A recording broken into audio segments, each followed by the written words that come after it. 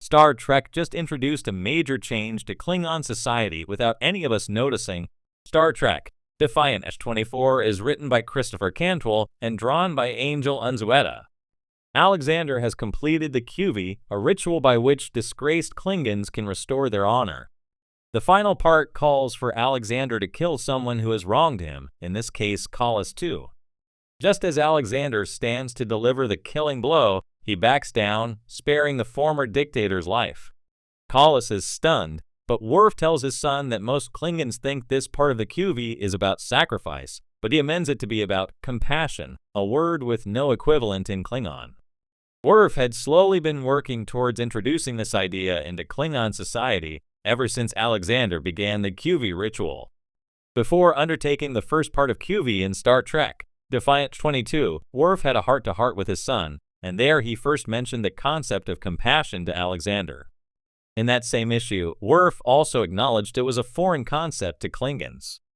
This may seem shocking, but the aggressive, warlike Klingons engage in centuries-long blood feuds and even bring dishonor to their houses, a death sentence for any member of the race.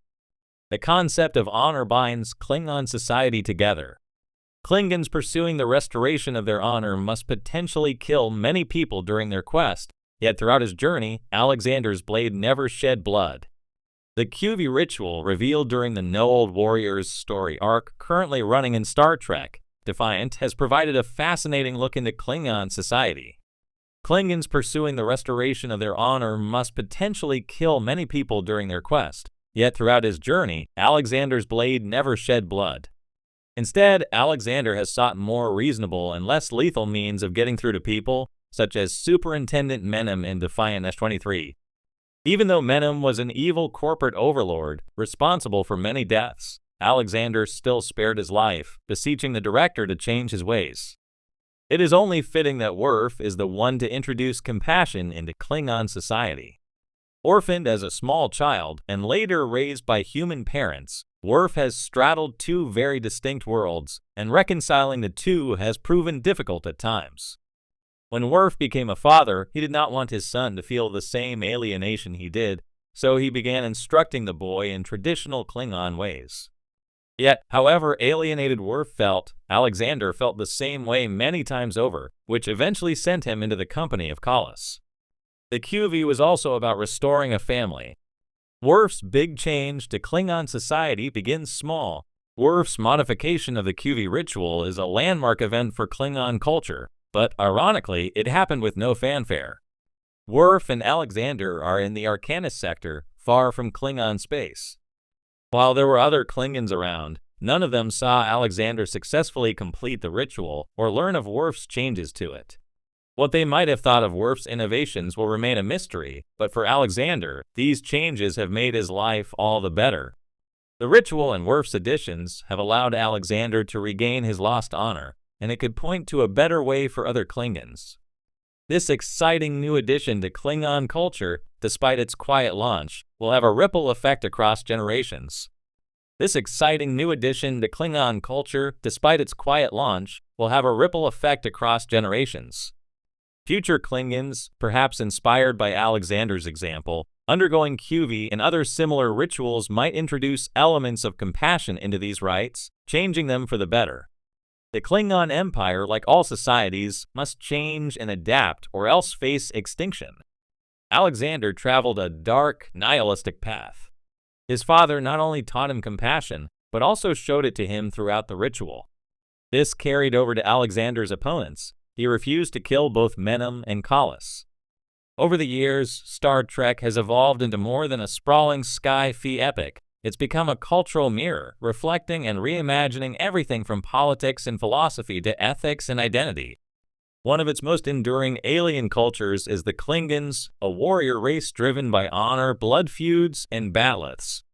But in a recent quiet moment, blink and you'd miss it. Star Trek may have subtly ushered in one of the most radical changes to Klingon society since Worf first stepped onto the Enterprise D. And here's the twist: almost nobody noticed. In the third season of Star Trek Strange New Worlds, an offhand comment during a diplomatic summit between the Federation and a Klingon envoy hinted at a stunning development. While the focus of the scene was on border negotiations and Romulan posturing, the Klingon ambassador, Commander Cathric, casually referenced civilian-led economic guilds operating independently of the High Council. Wait, what? Klingon. Civilian. Economic guilds? For decades, Klingons have been portrayed as a rigidly martial culture where glory in battle outweighs almost everything else. Civilian life existed, sure, but it was rarely shown or emphasized. Klingon society was traditionally depicted as hierarchical, dominated by warrior houses where strength, combat, and lineage determined status. To suddenly introduce the concept of civilian-led economic structures suggests a seismic ideological shift, one that alters the very foundations of what it means to be Klingon. Let's unpack what this might mean. A cultural evolution, not a revolution. To casual viewers, it's easy to overlook. The comment doesn't come with a musical sting or dramatic close-up. It's slipped into the dialogue with all the weight of someone mentioning a trade agreement with the Ferengi. But to longtime Trek fans, and especially followers of Klingon lore, it's a loaded phrase. The Klingon Empire has long been depicted as rigidly caste-based, warriors at the top, everyone else serving that structure. Introducing economic guilds led by civilians implies a new power structure, one not necessarily tied to bloodlines, combat, or house loyalty. It could indicate that Klingon society is adapting to a galaxy that increasingly values trade, diplomacy, and soft power alongside brute force.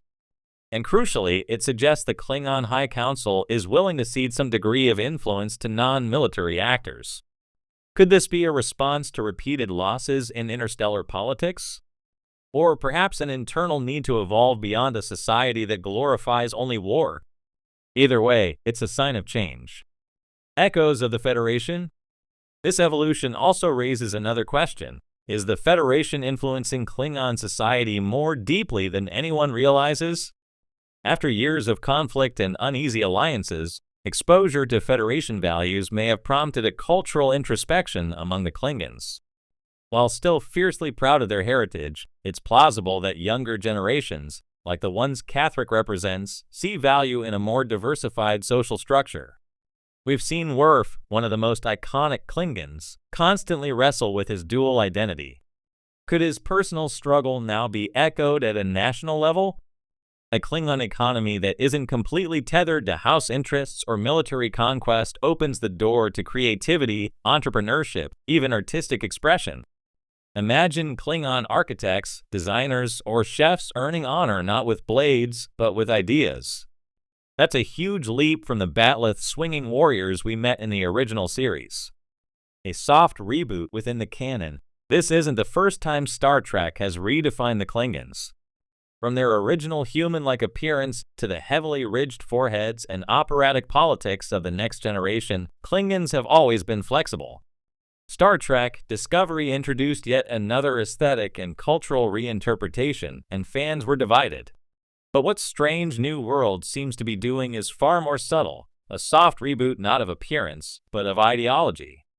And by planting the seeds quietly, the showrunners are letting this evolution feel organic. There's no retcon, no grand speech. Just a quiet revolution brewing in